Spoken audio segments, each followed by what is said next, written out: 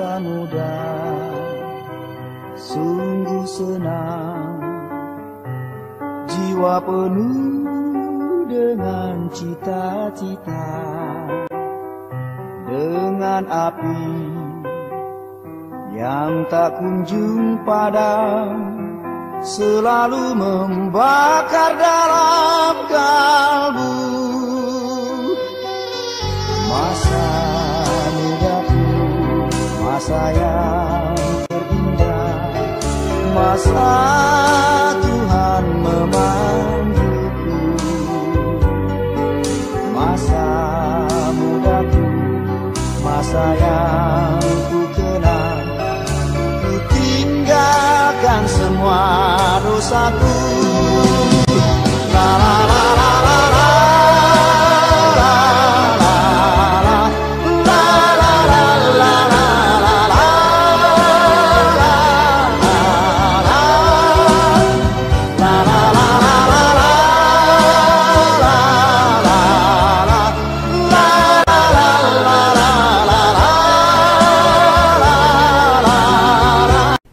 Selamat malam Kaula Muda GKP Rawamangun dan para pemuda-pemudi yang lain yang boleh menyaksikan perbincangan kami pada malam ini dengan topik hidup dalam roh yang diambil dari Galatia pasal yang kelima ayat yang ke-16 sampai ayat yang ke-26.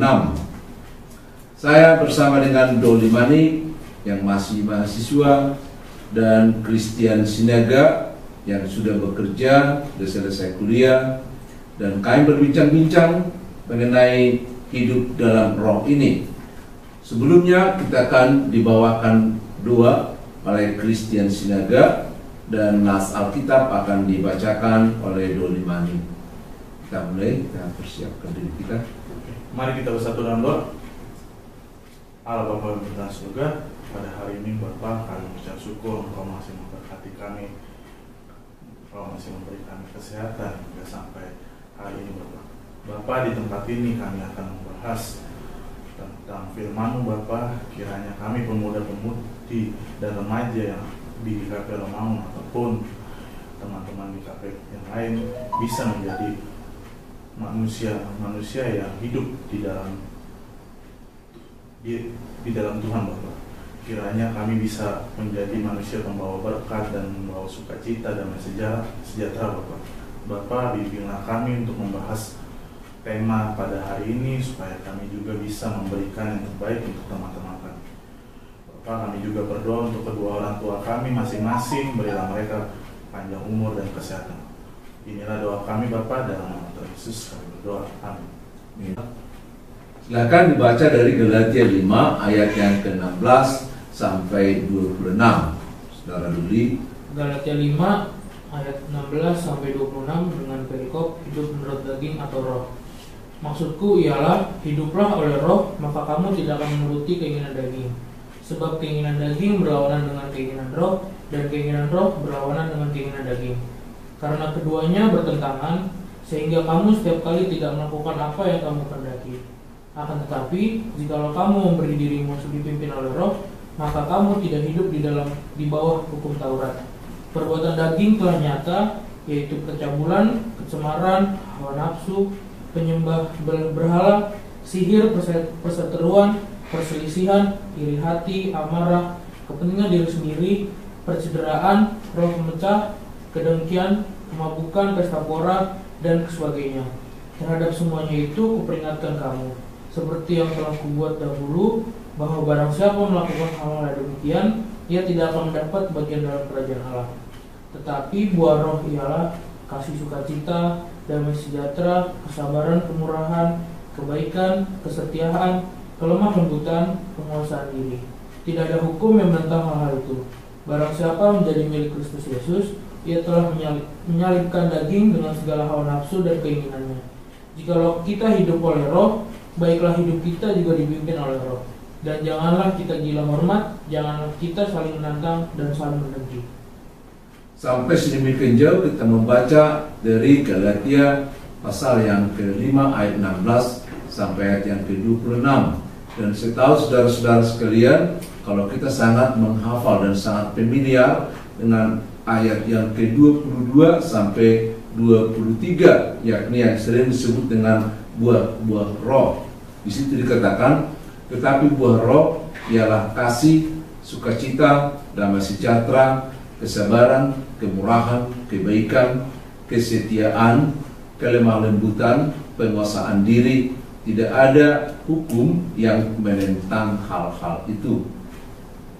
Saya tahu ini sudah sangat familiar bagi kita.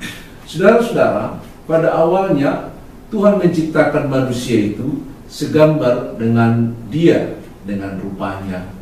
Bukan hanya itu, kepada manusia yang sudah digambar, sudah dibuat dari debu tanah itu, kalau kita lihat di dalam Kejadian pasal yang kedua ayat yang ke-7, Tuhan juga menghembuskan nafasnya sebagai roh kehidupan, sehingga manusia itu memiliki roh Allah di dalam dirinya.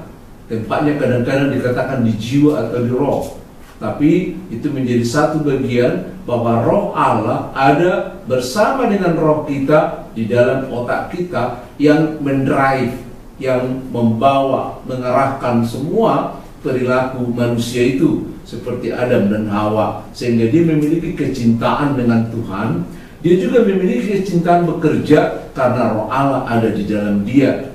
Tapi kecelakaan terjadi di Kejadian pasal yang ketiga, bahwa di situ diceritakan ternyata Hawa dapat digoda oleh iblis itu, sehingga kesamaannya dengan Allah yang akan dicapai dia ingin dapatkan melalui jalan cepat, yakni mengikuti keinginan iblis, yakni makan buah yang ada di tengah pohon itu. Karena iblis mengatakan, tidak, kamu tidak akan mati, tapi ketika kamu memakannya, kau akan serupa dengan Allah. Padahal Allah menjanjikan bahwa serupa dengan Dia harus mengikuti teladan Allah, sebagaimana roh itu ada di dalam manusia.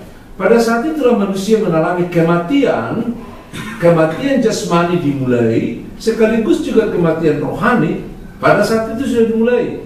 Makanya rasa malu menghampiri, memenuhi hatinya, dan rasa takut juga, dan rasa tidak suka lagi bertemu dengan Tuhan itu menjelma. Kenapa? Karena begitu dia jatuh dari tangan Tuhan, iblis telah mendrive, iblis telah masuk di dalam otaknya, sehingga dia didrive oleh iblis itu. Oleh karena itu manusia kan kita lihat sekarang, ada yang disetir oleh iblis, ada yang disetir oleh Roh Kudus.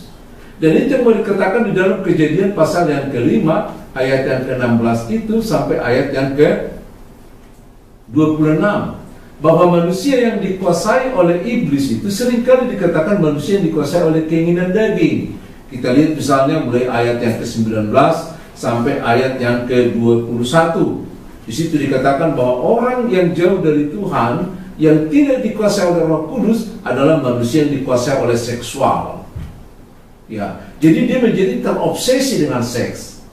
Seks itu menjadi tujuan utama dalam pernikahan, sehingga dia tidak terpuaskan oleh satu perempuan, tapi dengan sejuta perempuan seperti yang kita lihat di agama yang lain. Kedua, bahwa pikirannya sekarang didrive oleh iblis, sehingga iblis yang menjadi bapaknya, sehingga dia menjadi anak-anak perdukunan.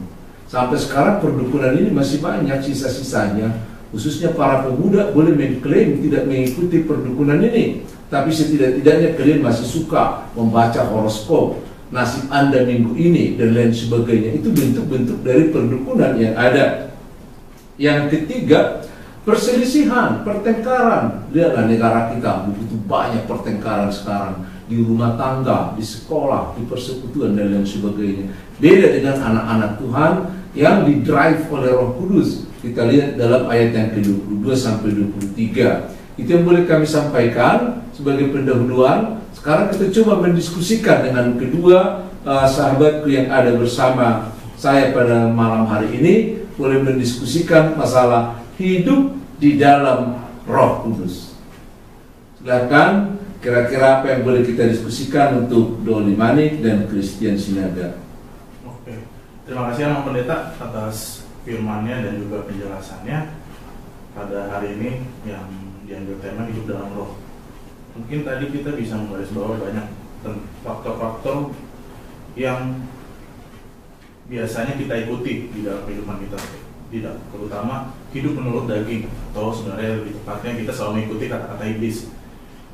Mungkin kita akan menggali-gali satu persatu biar kita makin dalam firman kita pada hari ini. Yang pertama itu tentang tadi yang pendeta sempat bilang seksual. Kenapa bisa terjadi penyimpangan seksual ini? Apakah saudara Doli tahu? Ya, penyimpangan seksual. Gimana dulu pandanganmu dengan penyimpangan seksual ini? Karena penyimpangan seksual ini sekarang udah dimulai dari masa pacaran dulu. Ya, jadi orang pacaran sekarang sudah menjadi seolah-olah pacaran itu sudah bisa melakukan hubungan seksual. Ya, dan sekarang masalah seksual bukan lagi hanya masalah orang yang produktif. Kadang-kadang nenek-nenek pun dikorbankan, anak-anak pun dikorbankan. Bagaimana pandanganmu coba? Kalau misalnya pandangan dari aku sendiri, kenapa bisa terjadi seksual ini, mungkin telah terjadinya budaya yang ada di lingkungan sekitar sama Bang Chris. Kayak gitu, mungkin juga karena ikut-ikut teman pun bisa menjadi salah satu alasan untuk melakukan seksual tersebut, dan juga keinginan daging dari dia pribadi. Berarti kalau boleh aku tangkap bahwa akhirnya satu budaya, berarti kita harus memfilter budaya kita masing-masing, gitu ya. Terus yang kedua, akhirnya banyak teman, mungkin bukan kita, dari anak, remaja, pemuda maupun yang dewasa setelah itu, akhirnya banyak yang meninggalkan Tuhan dan tidak peka terhadap panggilan Tuhan atau tentang firman Tuhan. Jadi akhirnya ya udah dia bisa mengikuti penyimpangan sosial seperti itu, penyimpangan seksual seperti itu. Ya, untuk kalau misalnya ada nggak sih firman Tuhan buat kita, umat kita atau pendoman kita, wah ini sebenarnya salah nih, harusnya kita tidak boleh melakukan seperti ini. Apakah Doli punya ayat atau kita punya ayat sebagai kita pegangan kita, wah ini nggak boleh, dah titik, karena ini sudah tertulis di ayat seperti itu. Ya, silakan. Jadi tadi Doli mengatakan masalah kebebasan seksual itu karena ikut-ikutan ya. Bisa jadi. Iya. Saya pernah mendengar dokter pakar dari LGBT mengatakan bahwa penyimpangan seksual itu seperti virus, seperti virus. Jadi sekali orang terkena dampak dari penyimpangan seks, itu akan jadi ketagihan. Ya, jadi seorang wanita yang biasa-biasa aja, kemudian dia terperangkap dengan wanita yang lain, menjadi lawan lesbinya, itu akan menjadi lesbi. Udah ikut-ikutan ya. Jadi sebenarnya bukan ikut-ikutan, tapi itu terserang virusnya itu. Jadi seperti virus dia. Laki-laki juga begitu. Anak-anak yang disodomi itu akan terperangkap dalam situasi itu. Maka pendidikan mereka sebenarnya harus dilebihkan, karena virus itu, keinginan itu akan menjadi seperti itu. Tapi apa maksud budaya dengan masalah budaya? Budaya mana yang dimaksud di sini? Apa budaya itu? Budaya yang dimaksud adalah ya sebenarnya di lingkungan, misalnya di lingkungan permainan, di lingkungan ya. Lingkungan permainan di anak mudanya kah, di teman, kalau bisa bilang di teman nongkrongnya. Iya. Gitu. Ya memang tempat penyaluran hal-hal yang baik dan yang buruk adalah tempat nongkrong. Iya kan? Tempat nongkrong. Makanya sebagai orang tua, sebagai kita, sebagai remaja harus tahu siapa dirimu adalah satu dari kelima kawanmu. Kau punya kawan berapa? 4? Banyak. Yang dekat? Ya, bisa bilang 3 atau 4. Ya kan? Jadi kau yang kelima. Siapa dirimu? Akan saya tanya dari yang keempat ini, saya lihat. Yang keempat ini bagaimana? Pasti kau tidak jauh. Gitu deh. Pasti kau tidak jauh. Saya akan teliti kawanmu yang 4 ini. Nggak usah pun kutanya di mana si Duli, apa kebiasaannya, nggak usah. Aku tanya ini, pasti hobi kebiasaan dari sini akan ada di dirimu. Oleh karena itu apa maksudnya? Ya kita harus menyaring siapa kawan kita. Karena kawan itu sangat mempengaruhi. Ya, jadi carilah tempat di mana kita, makanya gereja-gereja menyelenggarakan ada persekutuan remaja, ada persekutuan pemuda, ada komsel. Kenapa? Supaya di dalam saling memberikan pengaruh yang positif.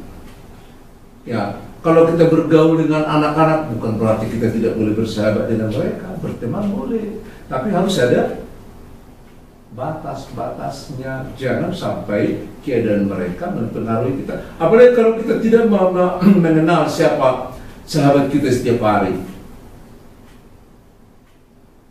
Gitu ya. Bayangkan bahwa sahabatmu ini akan menghabiskan waktumu jauh lebih banyak dari orang tuamu. Walaupun kau di rumah, sahabatmu telepon nih, mempengaruhi. Kau lagi makan, ditelepon. Kau lagi berdoa, ditelepon. Berarti mana lebih dominan? Ya. Kalau kau biarkan semua meneleponmu dan mempengaruhimu, pasti kau tidak akan punya prinsip dalam hidup ini. Jadi berteman juga harus dipilih. Sama, kalau kita nanam sesuatu, kita cari tempat yang baik, enggak. Kalau kita mau bertumbuh, kita harus tempat yang itu loh. Yang saya lihat dari situ. Terus ada hal lain? Mungkin yang tadi yang kayak ini kan penyimpangan seksual ini lagi menjamur lah hitungannya. Ya. Kita kan mungkin ya sebagai umat pemuda Kristen atau remaja Kristen kan kita nggak tahu nih pandangan atau akhirnya apa sih namanya ayat pendukung biar kita, oh saya ingat nih harusnya kayak gini, nggak boleh kayak gini. Ada nggak sih, atau Doli tahu nggak, saudara Doli tahu nggak untuk ayat pendukung di mana biar kita juga, oh pikiran kita bisa jadi memori otak kita juga tahu. Ada yang bisa kau temukan?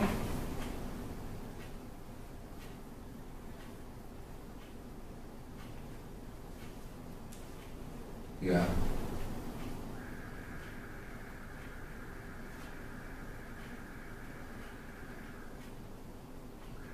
Mungkin apakah ini Bang? Aku mencoba untuk menjawabnya. Ya, coba. Dari Kejadian yang kedua di ayatnya yang 22 sampai 23 sama. Ya. Ayatnya, dan dari rusuk yang diambil Tuhan Allah kepada manusia itu dibangunnyalah seorang perempuan, lalu dibawanya kepada manusia itu. Lalu berkatalah manusia itu, inilah dia tulang dari tulangku dan daging dari dagingku. Ia akan dinamai perempuan sebab ia diambil dari laki-laki. Ya, jadi kira-kira mau dikatakan apa dari situ? Kalau misalnya yang aku tangkap adalah berarti Masalah seksual? masalah seksual ini dari satu laki-laki hanya diperuntukkan untuk satu perempuan. Iya. Jadi seksual itu kita akui bersumber dari Tuhan. Diberikan itu sebagai anugerah bagi kita supaya melalui seksual itu sebenarnya kita menjadi mitra Tuhan. Kan Tuhan kan menciptakan Adam dan Hawa, kan dibentuk dari tanah kan. Nah, kemudian setelah Hawa dibentuk dan diberkati supaya melalui mereka ada anak, ada keturunan, sehingga Tuhan tidak menciptakan manusia satu persatu lagi, tapi melalui Adam dan Hawa pernikahannya yang monogami itu, maka akan lahir manusia baru, di mana itu menjadi mitra Tuhan. Jadi keluarga itu sebenarnya mitra Tuhan untuk menciptakan manusia yang baru melalui reproduksi seks. Jadi seks itu sebagai alat dari Tuhan, sebagai berkat dari Tuhan. Itu sebabnya kalau kita memisahkan seksual dari Tuhan, maka akan terjadi penyimpangan. Di mana kita memisahkan seks dari perintah Tuhan untuk beranak cucu, sebagaimana rencana Tuhan, disitulah penyimpangan seks itu menjadi tidak terkontrol lagi. Itu bisa tertulis di mana? Roma pasal pertama ayat yang ke-24. Coba kita bahas dulu ayat yang ke-24-nya. Saya sudah menemukan untuk Roma yang pertama. Silakan. 24. Karena itu Allah menyerahkan mereka kepada keinginan hati mereka akan cemara, sehingga mereka saling mencemarkan tubuh mereka. Karena sebab mereka menggantikan kebenaran Allah dengan dusta dan memuja dan menyembah makhluk dengan melupakan penciptanya yang harus dipuji selama-lamanya. iya. Jadi kita baca tadi di situ ya. Kalau kita menggantikan kebenaran Allah, kalau kita menggantikan Allah yang benar dalam hidup kita, maka Tuhan akan mencampakkan, membiarkan kita dalam kepuasan seksual yang tidak terkontrol. Kalau kita baca sampai ayat-ayat berikutnya, sampai nanti wanita akan mencari kepuasan seksual di wanita, terjadilah lesbi. Coba lihat ayat berikutnya itu. Demikian juga laki-laki, terjadilah apa itu? Homo, gay, dan lain sebagainya. Jadi penyimpangan seks itu bukan karena hormon yang ada di dalam tubuh kita, bukan. Tapi karena kita menjauh dari Tuhan, maka kita terobsesi oleh seks. Obsesi kita diwujudkan dalam petualangan seksual. Disitulah penyimpangan itu semuanya. Jadi orang menikah kadang-kadang bukan karena kasih, tapi karena petualangan seks. Makanya menikah sekarang, bulan depan menikah lagi dan lain sebagainya. Dan ini sudah dimulai sebenarnya bagi remaja yang mulai dengan pacaran ke sini kan. Sebagai laki-laki kalian bangga nggak dikatakan playboy? Seharusnya tidak. Tapi bangga kan? Kebanyakan ya. Kebanyakan laki-laki bangga kalau dikatakan playboy. Padahal kayak playboyan itu menunjukkan apa? Awal dari ketidaksetiaan, awal dari menjauhkan Tuhan, awal dari membuat wanita menjadi apa? Alat seks. Tidak sebagai mitra, tidak sebagai orang yang diberkati oleh Tuhan, yang sejajar dengan Tuhan. Itu kira-kira.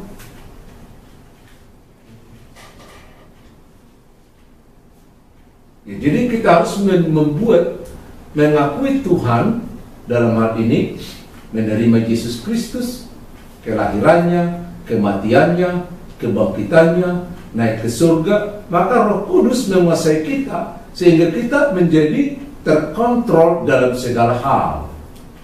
Terkontrol dalam hal seksual. Jadi kita mensyukuri, remaja-remaja mensyukuri karena di dalam dirinya sudah ada dorongan seksual. Berarti dia akan bersyukur kepada Tuhan. Terima kasih Tuhan, dorongan seksual sudah terasa dalam diriku. Ternyata aku hidup sehat, kan gitu ya. Kalau sampai usia 15 tahun, 18 tahun tidak ada dorongan seksual dalam tubuhnya, berarti dia berarti dia sakit dong, harus dibawa ke rumah sakit. Karena ada keterlambatan di situ. Tapi kalau itu sudah dirasakan sebagai sebuah dorongan, kita harus bersyukur, sedang dimatangkan, supaya jangan hanya kematangan seksual, tapi juga harus kematangan fisik. Terus kematangan apa lagi? Supaya boleh menikah. Kematangan rohani. Terus kematangan ekonomi. Kan harus matang ekonomi. Artinya harus ada sumber kehidupan. Jangan nanti udah menikah dibawa ke tiap bapaknya sama mamanya lagi. Persoalan enggak. Karena kita mengatakan setiap orang yang sudah menikah, laki-laki harus meninggalkan orang tuanya, membentuk koloni yang baru, lalu bersatulah dengan istrinya. Jadi nggak boleh menikah itu aku udah akid balik, usiaku udah sekian aku mau menikah, nggak boleh dong. Karena harus kita lihat kematangan fisik. Ya, akil balik sudah boleh menikah, tapi fisiknya, psikologisnya, ya, mentalnya, kerohaniannya, ekonominya. Ya, jangan nanti masih muda karena cantik udah di luar menikah, itu ya. Perempuannya masih sangat muda, nggak tahu mengelola rumah tangga, mau jadi apa? Lahir anaknya nggak bisa dia didik, anaknya jadi apa? Kan Tuhan mempercayakan dunia ini ke tangan keluarga melalui keturunan, maka rumah tangga harus dipersiapkan. Persiapkan. Oke, jadi tadi kita ambil satu kesimpulan bahwa ternyata seksual itu adalah anugerah. Seksual itu tidak dosa. Melakukan hubungan seks tidak dosa, tapi harus dengan petunjuk dari Tuhan. Harus melalui lembaga pernikahan. Dan pernikahan itu harus disetujui oleh Tuhan. Makanya setiap pernikahan harus dibawa ke hadapan Tuhan. Gitu loh. Masih ingat ada di Maliaki pasal yang kedua ayat yang keberapa? Kalau kita tidak setia dengan istri kita, ayat keberapa tadi? Ya, istri masa muda. Kalau kita tidak setia dengan istri, maka Tuhan memboikot berkat. Jadi kesetiaan ini nggak boleh main-main. Bukan soal suka tidak suka. Namanya kesetiaan bukan soal suka tidak suka. Karena di hadapan Tuhan kalau kita menikah, kita hanya menikah sekali. Tidak boleh 2 kali, kecuali karena kematian. Itulah kesetiaan itu. Ya. Jadi kita harus betul-betul dalam itu. Apa hubungannya dengan Roh Kudus? Silakan. Hidup dipimpin oleh Roh. Kalau misalnya yang aku tangkap berarti untuk dari segi seksual ini menjadi suatu berkat sebenarnya untuk pria dan wanita yang sudah melangsungkan pernikahannya, asalkan sesuai dengan petunjuk Tuhan. Kalau misalnya memang hal itulah menjadi berkat tadi. Kalau misalnya mereka lebih menyimpang, lebih melebihi yang sudah diajarkan oleh Tuhan, itu berarti bukan menjadi berkat lagi. Mungkin kalau saya menambahkan, tadi Dori membahas tentang pernikahan. Kalau aku mungkin membahas tentang gimana berhubungan pasangan saat berpacaran, apalagi kita remaja dan pemuda. Itu juga bisa menjadi pembawa berkat juga, di mana hubungan itu harus dibangun dengan rohani yang kuat. Mungkin kita bisa saatnya akhirnya kita bisa teduh bareng bersama, ataupun akhirnya kita bisa saling mengkoreksi ada yang baik dan kita bisa belajar tentang firman Tuhan bersama, dan juga kita juga di saat itu juga kita akan berpikir lebih dewasa. Di dalam situasi apapun tidak ada masalah yang tidak mungkin tidak terselesaikan, tidak sesuai dengan tadi kita bisa melihat bahwa kita diajarkan bahwa buah-buah roh adalah kasih sukacita, damai sejahtera, kesabaran, keluaran. Ketika kita menerapkan itu, apalagi kita hidup dimulai dari berpacaran sampai nanti kita menikah, itu akan bisa kita terapkan. Yang pertama yang baik, fondasinya dulu kita buat kerohanian itu.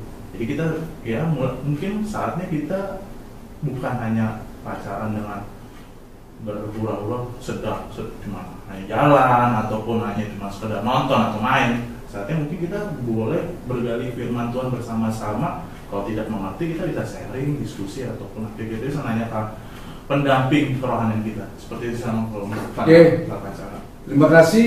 Kita semakin menguasai bahan ini, walaupun memang kita belum tuntas membicarakannya, tapi waktu juga sangat membatasi kita.